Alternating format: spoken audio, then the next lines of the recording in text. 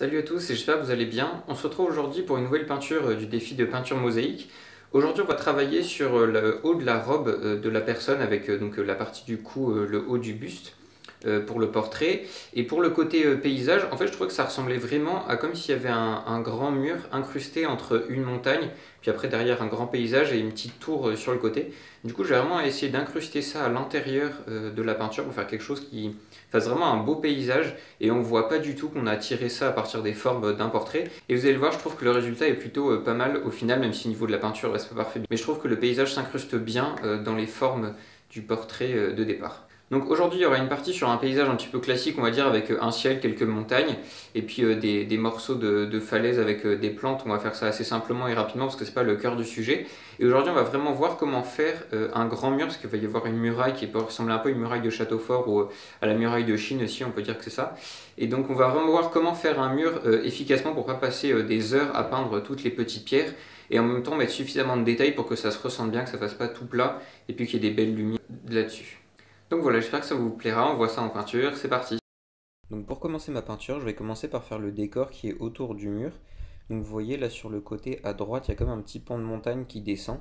Après, il y aura de la montagne un petit peu en bas. Bon alors c'est de la montagne vue d'assez près. Donc je fais quelque chose assez coloré avec du marron, un peu d'ocre et puis du vert. Et après, je vais rajouter un peu de jaune et de blanc pour faire quelque chose d'un peu plus clair, pour faire quand même quelques reflets, un petit peu de lumière là-dessus, même si c'est vraiment la partie secondaire de la peinture. C'est vraiment le décor autour du mur et c'est là-dessus qu'on va mettre tous les détails et beaucoup plus d'attention. Donc je fais des sortes de traits un peu beige, marron, voilà, suivant les endroits. Et après, avec une couleur un peu plus vert et jaune, je viens tapoter pour faire des petits arbustes, un petit peu de lumière pour faire quelque chose qui soit un peu réaliste. Mais vraiment, je laisse des gros coups de pinceau pour faire quelque chose de général et sans détail pour pas que ça focalise l'attention là-dessus. Maintenant, je m'attaque au cœur de la peinture qui va être la grande muraille qui va être au niveau du vêtement de la personne. Donc je commence par faire un dégradé de gris pour reprendre exactement les mêmes valeurs que sur le portrait en noir et blanc que j'avais fait avant sur la planche. Donc vous voyez que je mets un gris foncé à droite et à gauche de la muraille et ensuite je fais un dégradé jusqu'à un gris beaucoup plus clair au centre. Je garde un gris assez neutre, c'est-à-dire ni bleuté ni trop marron, ni chaud ni froid, c'est-à-dire pour avoir quelque chose d'assez neutre et que ça fasse vraiment pierre. Et puis après, on jouera un peu après avec les lumières pour rajouter un peu de détail. Une fois que j'ai terminé la muraille, je vais pouvoir faire la tour qui est tout à droite, en fait, juste au-dessus, comme une petite tour de guet au milieu du rempart. Donc je fais attention à faire un angle pour pas que ça fasse quelque chose de tout plat. Je fais un angle au milieu avec une facette qui est plus foncée, une facette qui est plus claire, et puis en fonction du soleil, ça va se passer comme ça. C'est juste pour avoir un angle et pas que ça fasse quelque chose de trop plat. Ça, faut faire attention dans la composition qu'on fait quand on fait une peinture, parce que sinon, ça peut être un objet qui peut être très bien peint, mais si on fait pas attention, ça va faire un peu plat. Une fois que j'ai fini la tour, je fais le haut des remparts qui est plus foncé, vous allez voir à la fin pourquoi. Et ensuite, je m'attelle à faire toutes les pierres. En fait, je vais commencer par faire un quadrillage sur mon mur, ce qui va me donner un petit peu les différentes lignes de fuite et les lignes principales de la géométrie de mon mur. Donc en fait, avec mon petit pinceau, je le mets dans du gris plus foncé que la couleur du gris du mur. Et après, je viens faire des traits qui vont suivre la ligne du mur vers le bas, donc c'est-à-dire qu'elle se décale un peu vers le bas, parce que le mur va être plus large en bas. Et je fais attention à faire quelque chose qui soit pas tout droit, qui fasse pas un quadrillage de feuilles en fait, mais qui fasse quelque chose d'un peu aléatoire avec des petits traits qui partent dans tous les sens. C'est pour ça que je tiens mon pinceau pas complètement avec mes doigts, je le laisse un peu libre, c'est-à-dire qu'il va zigzaguer quand je fais mes traits. Et ça c'est parfait pour faire quelque chose de naturel qui fasse le côté des pierres qui sont pas toutes droites et qui ont toute une forme différente. Une fois que j'ai fait les traits dans un sens partout, je fais les traits dans l'autre sens. Donc là, en fait, je vais les faire vraiment détaillés comme pour la verticale dans la zone qui est claire parce que là, on va beaucoup les voir. Et puis pour les zones foncées, en fait, je vais juste les faire très rapidement avec mon pinceau en mettant quelques-uns par-ci par-là. Mais je vais pas les détailler parce qu'on les verra pas comme c'est dans l'ombre. Ensuite, ça va fixer tous les endroits de mes pierres. Donc je vais pouvoir faire les créneaux du haut de la muraille. Vous voyez, en fait, j'ai fait la partie foncée qui va être le creux de la muraille qui va être complètement à l'ombre. Et après, dessus, je viens dessiner les petits créneaux en rajoutant la couleur foncée au milieu des pierres. Et ensuite, pour rajouter un peu de détail, je vais faire les facettes des côtés des créneaux, parce qu'il y a de l'épaisseur sur la pierre, avec une couleur plus claire. Et vous voyez que ça fait une sorte de S qui vient par-dessus. Et après, on change de perspective quand on va vers la gauche, parce qu'on verra les pierres depuis l'autre angle de vue. Donc il faut bien faire attention à bien respecter la géométrie.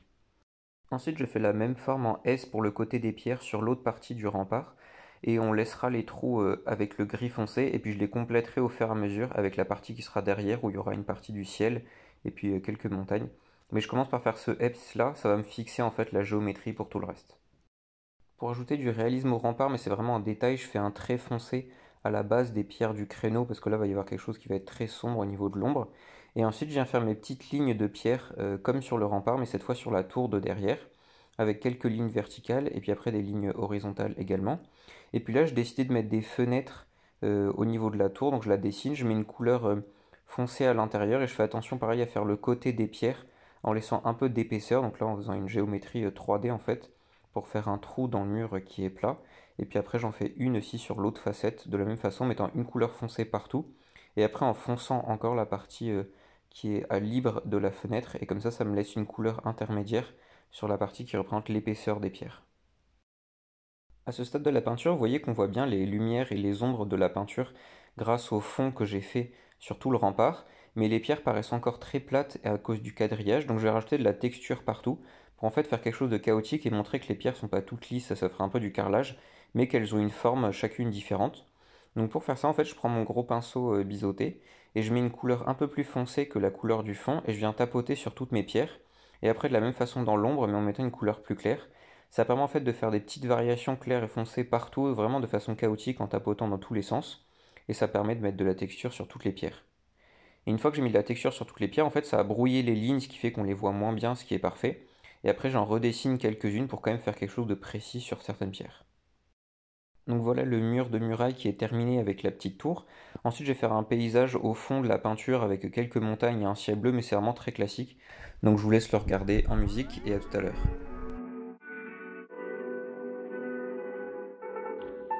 Mile in fog patches and showers early Friday, but improving to greater than 6 miles on Friday morning. Stars shining bright above you. Night breezes seem to whisper sycamore tree. Dream a little dreamer.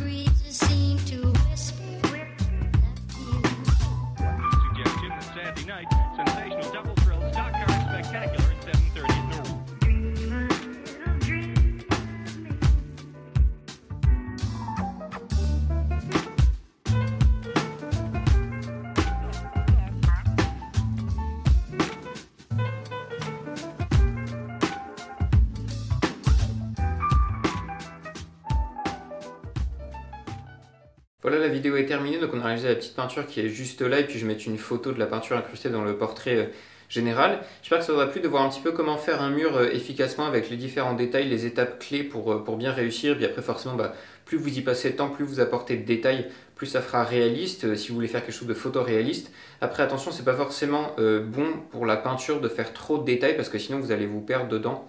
Il faut d'abord voir les grandes questions, et puis une fois qu'elles sont réglées, vous pouvez passer à plus de détails si ça vous amuse.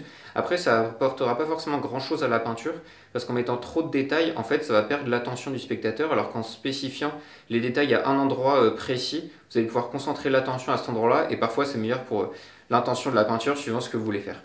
Donc voilà, n'oubliez pas de vous abonner à ma chaîne, de liker la vidéo aussi si ça vous a plu, et puis après vous pouvez venir me suivre aussi sur TikTok, je mets pas mal de vidéos en ce moment.